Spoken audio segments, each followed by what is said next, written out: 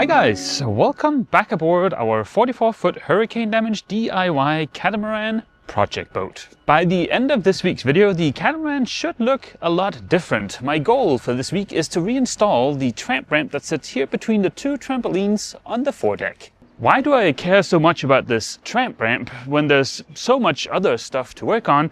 Well, because the tramp ramp is an important piece of our anchoring setup, and that is something we want to have finished by summer. The great saga of our tramp ramp started about 6 months ago and has been an on-again, off-again project since then. After having repaired the structural issues with the tramp ramp, I used a 3D scanner to make CAD models out of the old hatches to CNC cut molds so that I could vacuum infuse new hatches. Last week I got those painted and I shined up all the old stainless steel hardware like the hinges and latches. I also made a second anchor roller out of stainless steel parts cut by Send Cut Send so that we can finally put this tramp ramp project to bed. The tramp ramp is not super heavy, but it's not super lightweight either. So there are a couple of things I want to do to this thing before we try to get it up on the foredeck. I have the bolt rope track that's going to mount here, which is what attaches the trampoline to the tramp ramp.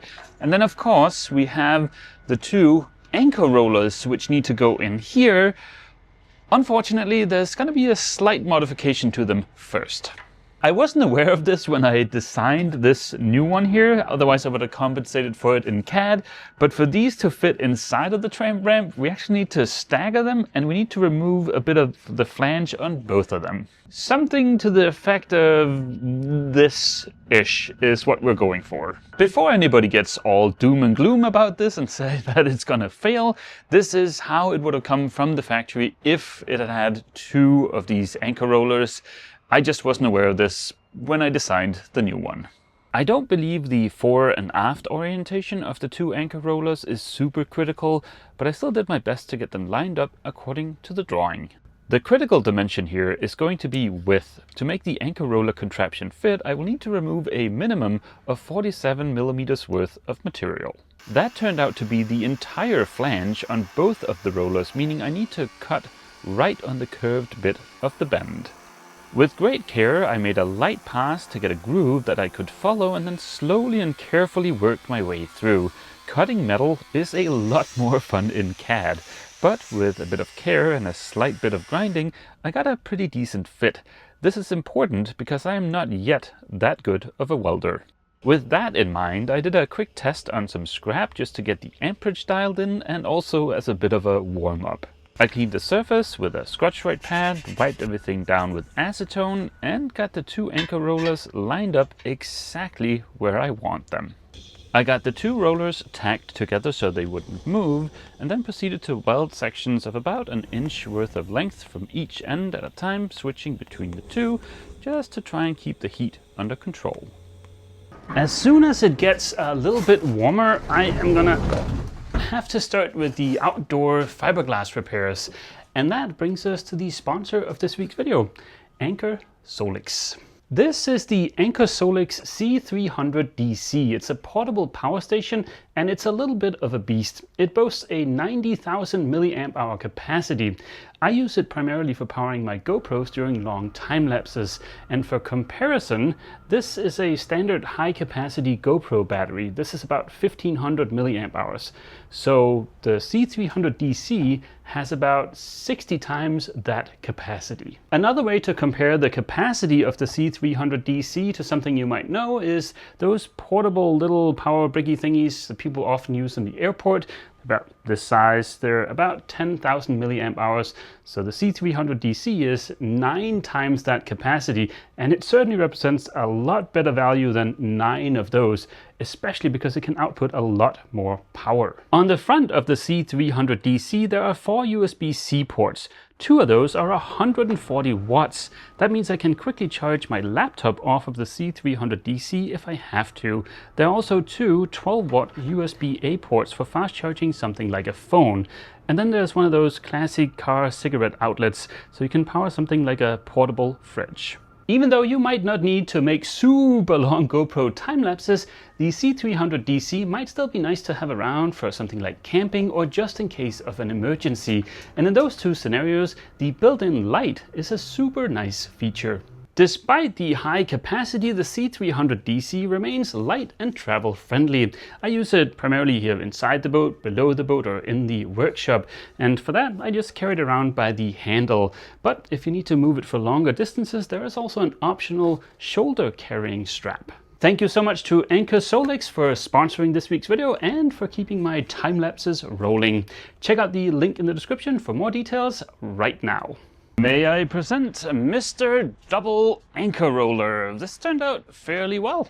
I am not a professional welder, but I think this will do just fine. I haven't welded the bottom yet, but we'll do that tomorrow. I'm waiting for some thicker filler rod. The old bow roller is looking a little bit crusty rusty, but we can easily clean that up with a wire wheel and some pickling paste once I'm done welding. For now, I would like to make a template for this so I know what size hole to cut in the Tramp ramp. For a lot of projects, I like to use cardboard as a templating material, especially with a dab of hot glue to hold everything together.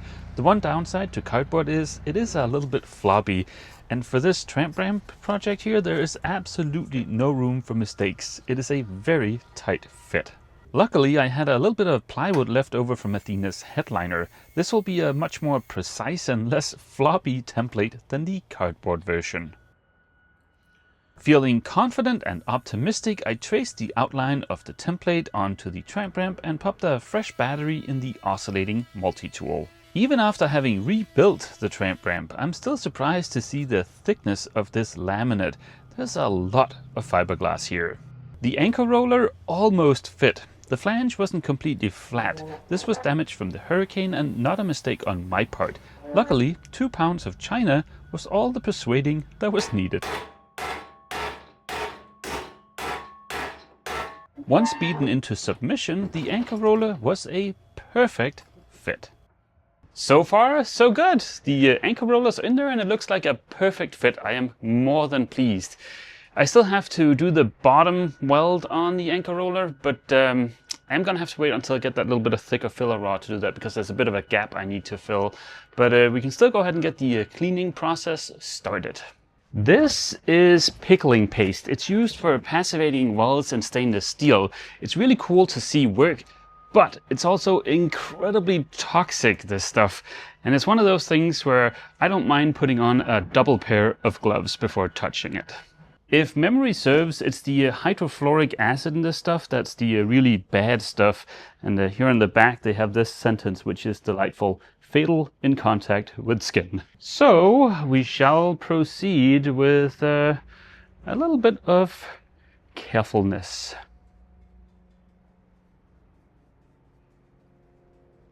As you saw on that weld, the effect was pretty much instant there, but sometimes it takes a little bit longer. And it is also important to point out that before I applied pickle paste to some of the other areas where there was a little bit of rust on the old one, I did go over it with a brass wire wheel just to get as much off as I could that way. So yeah, we'll let it sit for a little bit and see how it turns out. Ta-da! That looks pretty good to me. I mean, it's nothing like a polished surface, but in terms of the corrosion clock, it should have been set back to 0 again. Do not go out and buy pickling paste to maintain the stainless on your boat or anything like that. That's not what it's meant for, and it is super nasty stuff. If you're going to be welding, sure, that's one option. There are also other options you can choose. So yeah, just be aware it's super nasty stuff. While we're on the topic of corrosion, I saw something kind of cool yesterday. There was this old bolt on the old anchor roller that had obvious signs of crevice corrosion, and it was really stuck, so I tried getting it off with Mr. Dugga Dugga to no avail. So I decided to turn the head of it into dust. You can't be stuck if you're dust. And as I was grinding away, I saw this really cool pattern left behind by the crevice corrosion.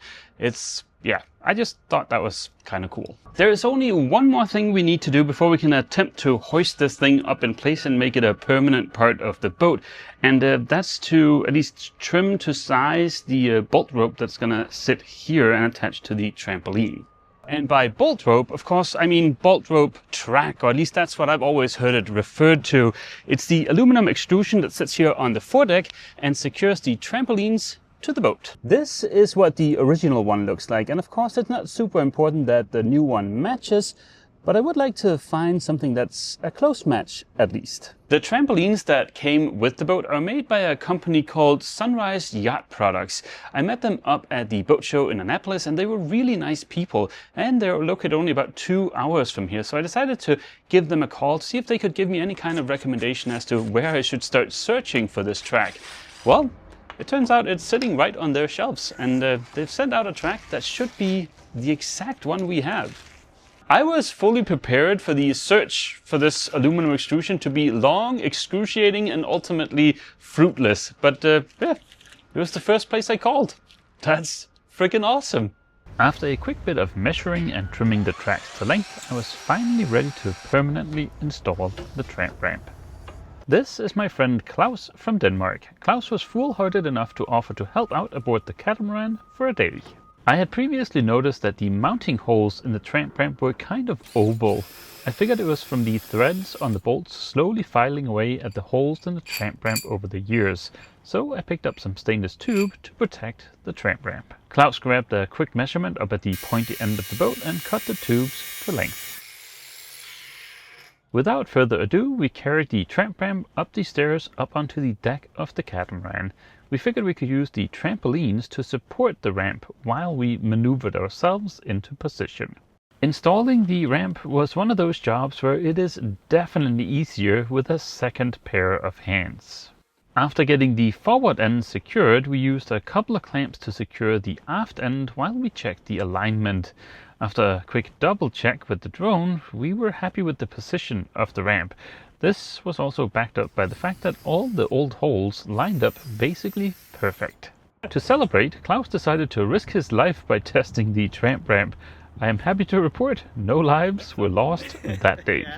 There was no time to rest as we had a second project on our to-do list for the day, a woodworking project. In the next couple of weeks I want to test the engines and run them for a prolonged period of time before going through all of the trouble of installing them inside of the boat. And to do that, I need a couple of engine test frames. In a great example of gold plating, we even decided to put wheels under the frames to be able to easily roll the engines outside when it comes time to test them. The frames turned out really well, and they'll be a big help when it comes time to finally test the engines. I am so excited to have the Tramp ramp back in place. It looks awesome up there. Of course, we're not completely done with it yet, but we should be by the end of this week's video. Now, a big thank you to Klaus for lending a hand yesterday. With a little bit of luck, he'll be back in March, which I'm already looking forward to. To truly be finished with the Tramp ramp, I want to get the anchor roller installed. To be able to do that, I need to fill the little gap back here with some weld just to make this nice and strong.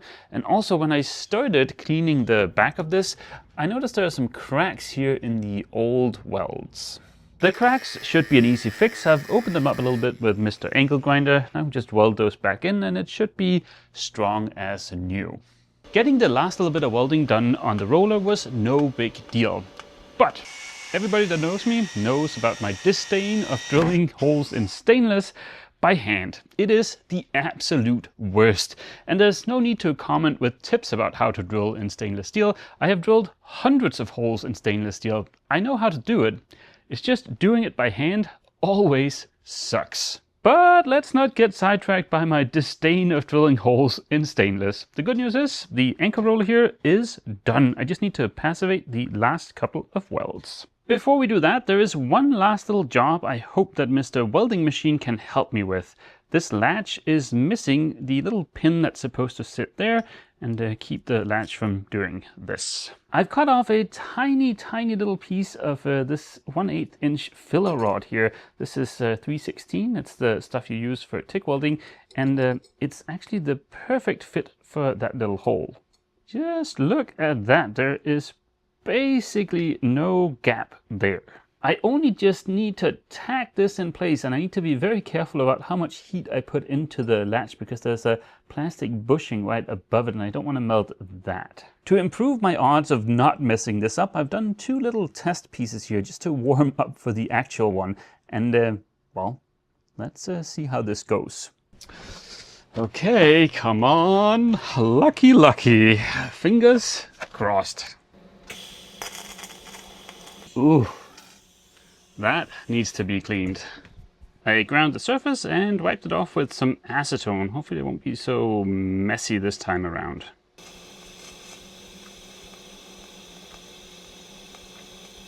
Ha ha! Would you look at that? Absolutely perfect. I did melt the bushing a teeny tiny bit, but still works. That's awesome. While I was fixing the latch, the pickling paste was doing its magic. I've also just gone over the top of the flange with a quick bit of polish.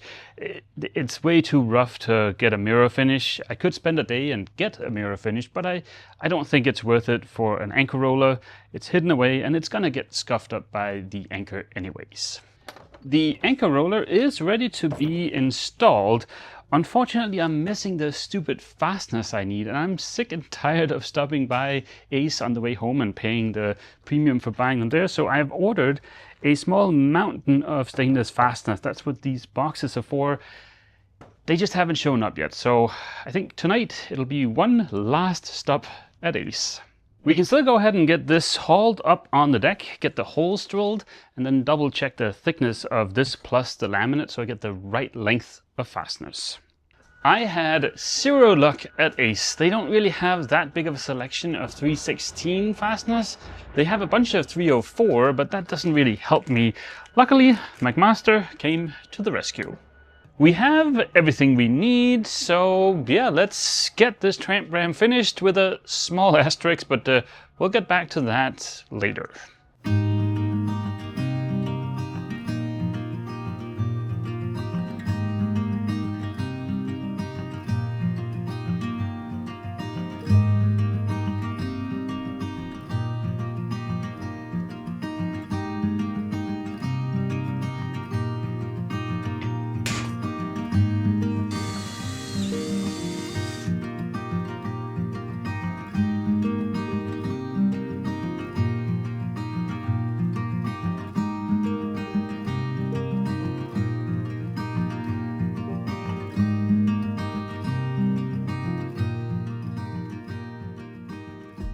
I am both proud and excited to introduce the brand new Tramp ramp. Ta-da! Not to toot my own horn or anything, but this thing looks pretty dang spiffy. Although the top of it is 100% done, there is one small little asterisk that I mentioned earlier, and that's the fact that we need to get the chain from the Tramp ramp into the chain locker. That is this compartment right here. And if you look underneath the boat, there's a big giant hole. There used to be a fiberglass tube there that went from the Tramp ramp into this compartment. I've already ordered the fiberglass tube I need. Of course, we're gonna have to put in two because now we have the two anchor rollers, but it shouldn't be that bad of a job. I'm glad the trailer is there. That's gonna help a lot, but yeah, we'll get to it in the next couple of weeks. Based on the comments from last week's video, there were a few people wondering why I'm working on the Tramp ramp now instead of all the other stuff on the boat. There are a few reasons for that. One of them is right up there. These are our goals for the summer of 2025. Working engine, steering, watertight hulls, and anchoring setup. And the Tramp ramp is a part of the anchoring setup. The reason we have these specific major milestones is because that's the bare minimum we'll need to be able to move the boat if we have to. Like for instance, I don't do well in the heat during the summer here in Florida. I mean, right now it's perfect, but I don't know if I can do another Florida summer. So it would be nice to have the option of moving the boat if we have to. The only one of our milestones we haven't started working on, at least not on camera yet, is the steering. I have done some behind the camera work, and I think we're getting pretty close to a decision on that. So there should be a video coming up about that in the not too distant future. I am sure the astute viewer have noticed the ginormous gap between the trampoline and the Tramp ramp. We're missing what I believe is called a lacing strip, something like that. But that is something our new friends at Sunrise Yacht Products can help with. And I also want to bring the two trampolines over to them in the next few weeks or so, just to have them look at them to just make sure that they're safe to use, because I don't know anything about trampolines, and there are certain parts of them that looks a little iffy. I'm feeling optimistic about the future. I've got a lot of things spun up. We have ordered and paid for the hopefully last load of engine parts for the engine, so we can get those tested. The steering is well underway. I think in another couple of weeks or so we're ready to place an order for that. We also are coming into a period, it looks like, with the weather forecast here in Florida, where I could do the repairs to the hull. Andy from Boatworks today is sending down some paint that we need to cover up those repairs to protect them from the UV. And also the bonus to that little project is going to be that we get to kind of maybe figure out what color we want the hulls to be, because we've ordered 2 different colors. They're going to be a lot bolder than just boring old white. So yeah, we'll see how that turns out. It's very exciting. In last week's video, I asked for questions for an upcoming Q&A video. If I'm going to do it, I still haven't decided if I want to make that video, but I'm going to start sifting through the comments on that last video. And yeah, maybe that'll be coming up in the next couple of weeks. We'll see. But that is going to be the end of this week's video. As always, feel free to leave a comment down below. And don't forget, if you've enjoyed this video, please remember to leave a like. See you!